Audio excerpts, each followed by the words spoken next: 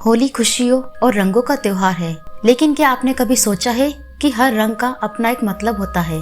लाल रंग जो जीवन और प्रेम का प्रतीक है, वही मौत और खून का भी रंग बन सकता है। कभी कभी जो रंग हमें खुशी देते हैं वही हमें अंधेरे में खींच सकते हैं। आज की कहानी एक ऐसे गांव की है जहां होली के रंग सिर्फ खुशी नहीं बल्कि श्रापित आत्मा की भूख थे। तो सावधान रहिए, क्योंकि हो सकता है कि अगली होली पर कोई रंग आपके चेहरे से बहकर खून में बदल जाए। तो हेलो दोस्तों, आज फिर हम आ चुके हैं एक और नई दिलचस्प और डरावनी कहानी के साथ। तो चलिए बढ़ते हैं अपनी कहानी की ओर। उससे पहले आपसे एक रिक्वेस्ट है, अगर आप इस चैनल पर नए हैं तो प्लीज चैनल को सब्सक्राइब करें। तो बिना कोई देर किए शुरू करते हैं। सुदूर गांव कालीबेर में होली का त्योहार हर साल धूमधाम से मनाया जाता था, लेकिन इस गांव की होली बाकियों से अलग थी। यहाँ एक अजीब परंपरा थी। हर साल होली की रात गांव के पुराने खंडर में एक गुप्त अनुष्ठान होता था, जिसमें सिर्फ गांव के बुजुर्ग ही शामिल होते। कोई नहीं जानता था कि वहाँ क्या होता था, लेकिन गांव वालों का मानना था कि ये अनुष्ठान गांव को बुरी शक्तियों से बचाने के लिए किया जाता था। पर इस साल वीर ने तय किया कि वो इस रहस्य से पर्दा हटाएगा। वीर अपने दोस्तों के साथ रात के अंधेरे में चुपके से खंडर की तरफ निकल पड़ा। वहाँ पहुंचकर उन्होंने देखा कि आग के चारों ओर कुछ बुजुर्ग मंत्र पढ़ रहे थे और बीच में एक काला घड़ा रखा था जिसमें लाल रंग भरा था। लेकिन जब मंत्र खत्म हुआ तो घड़े का रंग धीरे धीरे काले से गहरा लाल में बदलने लगा, जैसे उसमें खून मिला हो।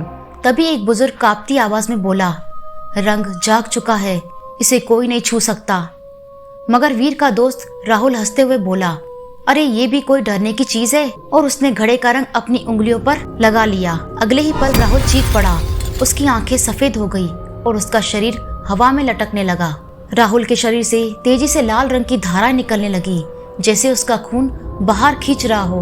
बुजुर्ग चिल्लाए, तुमने गलती कर दी, ये रंग नहीं, एक पिशाचनी की आत्मा है जो हर साल इस त्योहार पर खुद को जिंदा करने के लिए बलि मांगती है। वीर ने देखा कि राहुल का शरीर अब धीरे धीरे रंग में बदल रहा था। उसका मांस तरल लाल रंग में घुलने लगा और देखते ही देखते वो पूरा एक रंग के पोखर में बदल गया। फिर वो रंग खुद ब खुद हवा में उड़ा और खंडर की दीवारों पर खून की तरह फैलने लगा। वीर और बाकी दोस्त डर के मारे भागने लगे, लेकिन जब वो गांव पहुंचे तो हर कोई उनके चेहरे को देखकर घबरा गया। उनके कपड़ों पर जो होली का रंग था वो धीरे धीरे गाढ़े खून में बदलने लगा। गांव के मुखिया ने कांपते हुए कहा, अब बहुत देर हो चुकी है, तुम सबने पिशाचनी को जगा दिया है। अब ये सिर्फ राहुल को नहीं बल्कि पूरे परिवार को खा जाएगी। तभी होली की आग एक जोरदार धमाके से काली लपटों में बदल गई और गांव की हर गली में रंग नहीं बल्कि खून बहने लगा। गांव के चारों ओर हवा में एक हंसी गूंजने लगी, एक औरत की भयानक डरावनी हंसी। और फिर रंगों की होली मौत की होली में बदल गई। पूरा गांव खून से लथपथ हो चुका था। हर तरफ चीखें गूंज रही थी। गांव वाले अपने ही शरीर से निकलते रंग को देखकर तड़प रहे थे। वीर, जो अभी तक समझ नहीं पाया था कि ये सब क्या हो रहा है, तेजी से गांव के मंदिर की ओर भागा। गांव के बुजुर्ग मानते थे कि सिर्फ मंदिर ही उस दुष्ट आत्मा से बचा सकता है। लेकिन जैसे ही वो मंदिर के दरवाजे तक पहुंचा, अचानक मंदिर की सारी दीवारें काले रंग में रंग गई। अब कोई मंदिर तुम्हें नहीं बचा सकता वीर। ये वही हंसी थी जो खंडर में गूंजी थी। पिशाचनी जाग चुकी थी। गांव के आखिरी बचे बुजुर्गों ने वीर को मंदिर के अंदर खींच लिया और दरवाजे बंद कर दिए। उनके चेहरे पर डर की लकीरें थी। ये सब क्यों हो रहा है? वीर चिल्लाया। मुखिया ने कांपती आवाज में कहा, आज से 150 साल पहले इस गांव में एक औरत थी, चंद्रिका। उसे काले जादू में माहिर माना जाता था। लोग उससे डरते थे। मुखिया का गला सूख गया।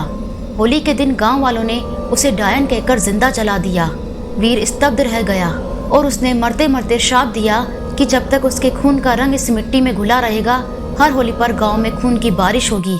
वीर को यकीन नहीं हो रहा था, लेकिन तभी मंदिर के अंदर ही अंदर से लाल रंग रिसने लगा। मिट्टी की मूर्तियां खून के आंसू बहाने लगी और तभी मंदिर के सबसे पुराने पुजारी की आंखें सफेद हो गई। उसके मुंह से वही डरावनी आवाज निकली, मुझे होली का रंग चाहिए, अब कोई नहीं बचेगा। और अचानक पुजारी का शरीर एक लाल धुएं में बदल गया।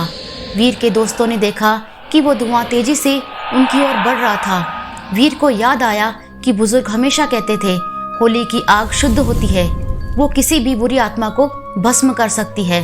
उसने अपने दोस्तों को इशारा किया।